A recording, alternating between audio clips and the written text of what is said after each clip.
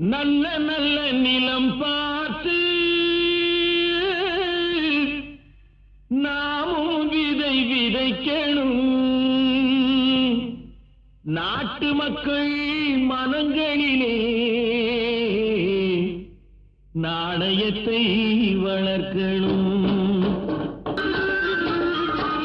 பார்முழுதும் மனித குல பண்புதனை விதைத்து பாமரர்கள் நெஞ்சத்திலே பகுத்தறிவை வளர்த்து போர் முறையை கொண்டவர்க்கு நேர்முறையை விதைத்து சீர்வளர தினமும் வேகமதை வளர்த்து பெற்ற திருநாட்டினிலே பற்றுதனை விதைக்கணும்.